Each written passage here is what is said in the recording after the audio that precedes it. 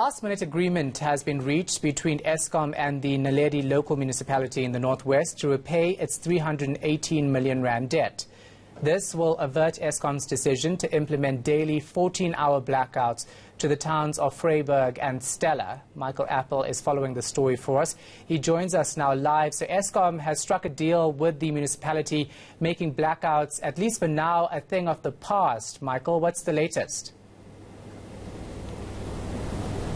That's right, Shahan. So at the 11th hour last night, there was a phone call to the legal representatives of the concerned Vryburgs Association, the residents here who were taking Eskom to court, claiming it was unconstitutional. Eskom didn't have the powers to switch off the lights, the bulk electricity supply to the residents if they have been paying, many of them, the majority of them, on prepaid electricity. So they pay for that electricity up front. There's no reason they need to be prejudiced just because the municipality hasn't been paying that money over to the power utility. So they were ready to go to court today, but at the 11th hour there was an agreement struck. And at the same time as they were speaking, this is Eskom, to the concerned residents, they were also meeting with the municipality and the mayor and the speaker and the administrator, where a deal was then struck. A repayment plan was put on the table. And it turns out that this municipality, which is highly indebted and well, the administrator doesn't like the term bankrupt or insolvent. He just says it's a financial crisis. They are going to be able to repay a minimum of 2 million rand a month towards chipping away at this 318 million rand debt. I did the maths. If you work it all out at 2 million rand a month, it's just over 13 years that it'll take the municipality to pay that off. But there is good news. The equitable share that normally comes from Treasury to COGTA, from COGTA then to the municipalities, it's a discretionary grant that they can use however they wish normally. It's for basic service delivery. At least 12.5 million rand that gets paid in 4 tranches to municipalities every year.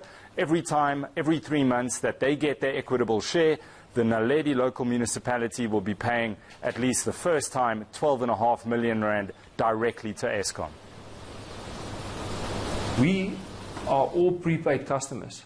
The whole residential area, CBD and industrial are prepaid customers. So we paid our electricity. Our electricity is paid up to date.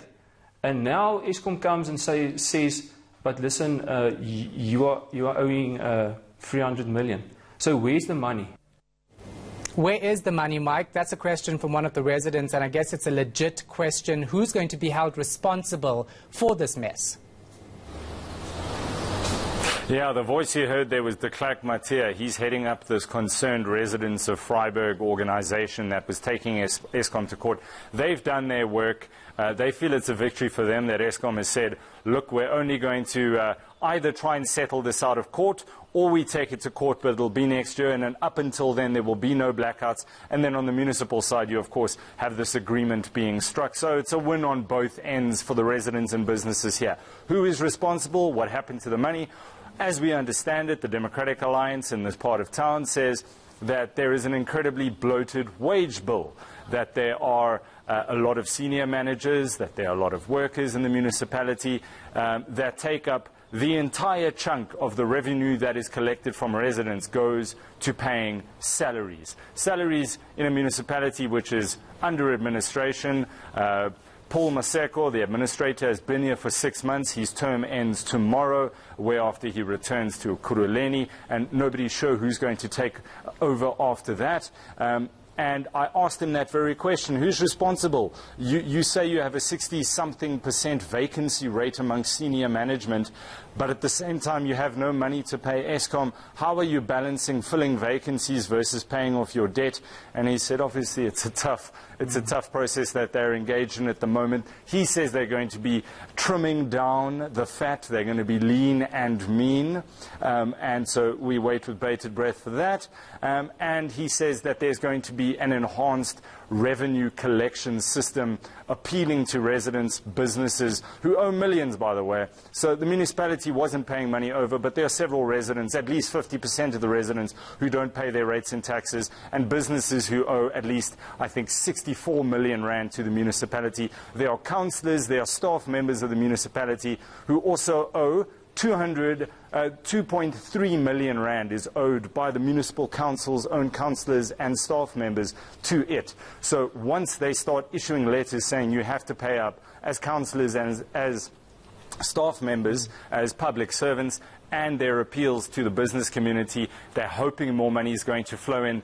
They've given 50% off rates and taxes, trying to encourage people to come forward, residents to actually come and pay their things so they can get a little bit of money in the bank.